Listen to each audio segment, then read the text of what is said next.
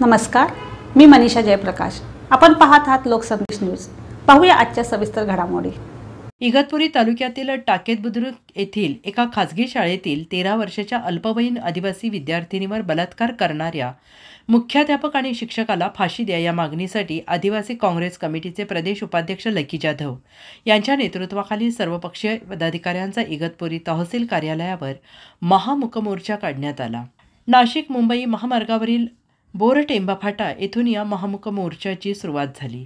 ज्या दिवशी ही काळीमा फासणारी घटना घडली त्या घटनेच्या दिवशी पळून जाणाऱ्या 6 शिक्षकांवर निलंबनाची कारवाई करण्यात यावी अशी मागणी निवेदनाद्वारे करण्यात आली। या मोर्चात राष्ट्रीय काँग्रेस, भारतीय जनता पक्ष, शिवसेना, एल्गार कष्टकरी संघटना, वंचित बहुजन रिपाई यांच्यासह मोर्चात पीडित मुलीच्या कुटुंबियांसहित आदिवासी संघटना, सकल हिंदू समाज, सर्व पक्षीय सहभागी संघटनेचे पदाधिकारी आणि कार्यकर्ते सहभागी झाले होते आणि यावेळी नायब तहसीलदार धनंजय लचके यांनी निवेदन देण्यात आलं।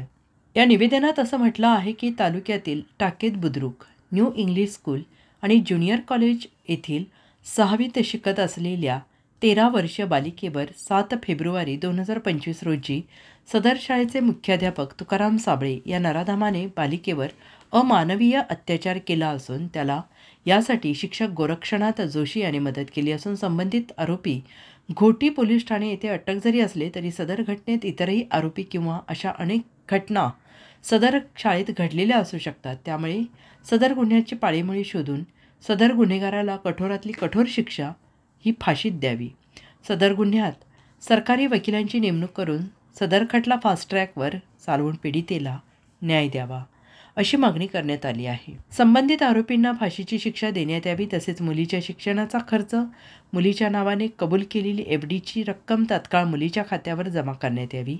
या मागण्या पूर्ण न झाल्यास रास्ता रोको आणि तीव्र आंदोलन करण्याचा इशारा आदिवासी काँग्रेस कमिटीचे प्रदेश उपाध्यक्ष लकी जाधव यांनी दिला आहे। संस्थेला ही काळीमा फासणारी अतिशय निंदनीय कलंकदायक घटना घडलेली आहे आणि आम्ही पहिलेच निवेदन दिलेलं आहे की फास्ट ट्रॅकमध्ये कोर्टात ही केस चालून आरोपीला फाशीचीच शिक्षा झाली पाहिजे। त्याच्यामुळे पुन्हा गुन्हा घडतानाच होणार नाही।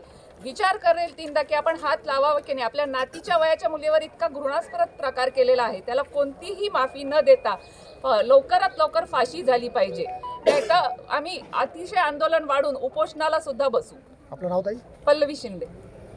निवेदन दिलं तेवढं 55-56 वर्षीय मुख्याध्यापक 13 वर्षीय मुलगी वर त्यांनी जो अत्याचार केला आहे, ज्याचं मन संवेदनशील असेल अशा एकाही माणसाला ही घटना रुचणार नाही।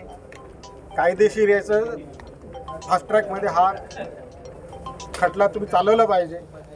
त्यानंतर पीडित मुलीला शिक्षणाचा संपूर्ण खर्च हा शासनाने केला पाहिजे आणि त्यानंतर तिच्या शिक्षणानंतर शासकीय सेवेमध्ये रुजू करून घ्यायची हमी आज सरकारने दिली पाहिजे। कारण त्या मुलीचं पण रिहॅबिलिटेशन म्हणजे तिचं आयुष्य या घटनेने अतिशय मलिन झालेलं आहे, तर त्याचं रिहॅबिलिटेशन हे सरकारने केलं पाहिजे हीच आमची विनंती आहे।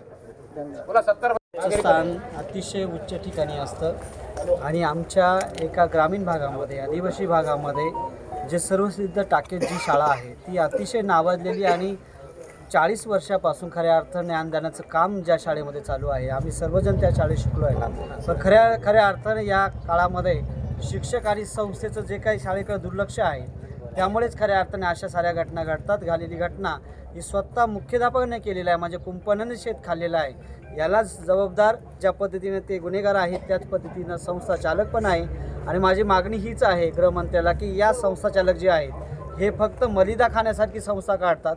इथल्या शाळेची गुणवत्ता असेल, शाळेची सुरक्षा असेल किंवा त्या शिक्षकाची जी काही मानसिकता असेल हे पडताळण्याचं काम खऱ्या अर्थाने या संस्थेने केलं पाहिजे।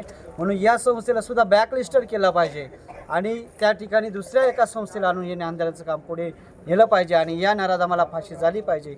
या प्रमुख मागणीसाठी आम्ही सर्वजण या ठिकाणी मागील आठवड्याभरामध्ये न्यू इंग्लिश स्कूल टाकेत या ठिकाणी जी एक निंदनीय घटना घडली 13 वर्षाच्या एका बालिकेवरती या एका नराधर्माने अत्याचार केला त्या घटनेचा मी निषेध नोंदवतो. याआधी मी माननीय मुख्यमंत्र्यांना निवेदन दिलं आहे, त्यात काही मागण्या केल्यात. परंतु आज मी एक अशी मागणी करतो की जसं सर्व समाज एकत्र झालेला आहे, काही घटना ह्या किंवा काही गुन्हे हे समाजाला घातक असतात, काही व्यक्तीला घातक असतात. हा जो प्रकार घडला आहे किंवा हा जो गुन्हा घडला हा समाजाला घातक आहे, सर्व समाज एकत्र झालेला आहे. मी सरकारला आपल्या माध्यमातून विनंती करतो की पोलिसांनाही एक विनंती करतो की अंडर ट्रायल ही जी केस चालवावी, जेणेकरून त्याला जामीनच मिळू नये. माझी सर्वांना विनंती आहे, सर्व समाज बांधवांना माझी विनंती आहे की त्याला कोणीही जामीन राहू नका. तो जर त्याला कोणी जामीन झाला नाही तर ते अंडर ट्रायल चालेल आणि तो तसाच जेलमध्ये जाईल, त्याला फाशी शिक्षा होईल. अन्याय हो शेजारी या दुनियेच्या बाजारी, अन्याय हो शेजारी या दुनियेच्या बाजारी, धावून तिथे जाऊ स्वातंत्र्याचा मंत्र गाऊ. मी सर्व समाज बांधवाचे आभार यासाठी मानतो की आदिवासी मुलीवरती अत्याचार झाला, सर्व समाज बांधव उतरला रस्त्यावरती. आपण असेच उतरलो नाही तर हे अत्याचाराचे प्रकार घडत राहतील. आणि आपल्या ज्या मुली आहेत, छोट्या छोट्या मुली आहेत, मला अशी काही माहिती मिळालेली आहे, पण तुम्ही ती माहिती आता जाहीर करू शकत नाही की असेही काही प्रकार की असे काही प्रकार त्या शाळेमध्ये आधीही घडलेले आहेत. ही आपल्या ही बालिका पुढे आली, तिचे पालक पुढे आले आणि म्हणून आपल्याला हे कळालं. असं सर्रासपणाने मला टाक्याच्या घटनेच्या नंतर एक काळुसाला देखील अशी काही घटना झाल्या आहेत, परंतु जोपर्यंत आपल्या हातामध्ये काही मिळत नाही, म्हणजे आपल्या मुलींनी नुसतं शिकायला जायचं की अन्याय अत्याचार सहन करण्यासाठी जायचं. माझं पोलीस डिपार्टमेंटला एक विनंती आहे, लक्षात ठेवा की आपण तपास करताना तो लवकर केला पाहिजे, त्या चार्जशीट लवकर केलं पाहिजे आणि अंडर ट्रायल केस चालली पाहिजे, त्याला जामीनच मिळता कामा नाही. तर आमचा न्यायालयावरचा विश्वास अधिक वाढेल. न्यायाव्यवस्थेवर आमचा 100% विश्वास आहे. परंतु आपण जेव्हा सांगितलं की जेव्हा आयोच्या काही चुकांमुळे आरोपी सुटतात, आपणही त्यांना माझी विनंती आहे की आपण त्यांना सहकार्य केलं पाहिजे आणि हे जे चार्जशीट आहे हे परफेक्ट चार्जशीट गेलं पाहिजे आणि त्याला तात्काळ फास्ट ट्रॅक कोर्टामध्ये चालवली पाहिजे. आपण नक्की बोलून सांगितलं की आपण मंगळवारी भेटणार आहोत गृहमंत्र्यांना. मी निवेदन दिलेलं आहे परवाच त्यांना की ही फास्ट ट्रॅकमध्ये चालवावी. चालली नाही, समजा सरकारने निर्णय घेतला नाही की फास्ट ट्रॅकमध्ये केस चालवण्याची, तर माझं सर्वांना आव्हान आहे की आपण रस्त्यावर उतरलं पाहिजे, रस्ता अडवला पाहिजे. जोपर्यंत आपण उतरत नाही, लक्षात ठेवा SM जोशींचं एक म्हणणं आहे की आपलं म्हणणं केवळ सत्यास असून भागत नाही, त्यामागे सामर्थ्य उभं केलं पाहिजे. आज या पीडित बालिकेच्या सोबत आपण ताकद उभी केलेली आहे, ती ताकद अशीच आपण कायम ठेवूया आणि या नराधमाला फाशीची शिक्षा झालीच पाहिजे. ते न्यायालयाचं काम आहे, याची कल्पना आहे आम्हाला. परंतु गृह विभागाने यात दक्षता घेऊन ही केस फास्ट ट्रॅकमध्ये चालून या एका वर्षाच्या आत त्याचा निकाल लावावा आणि या नराधमाला फाशी शिक्षा द्यावी अशी मागणी मी करतो.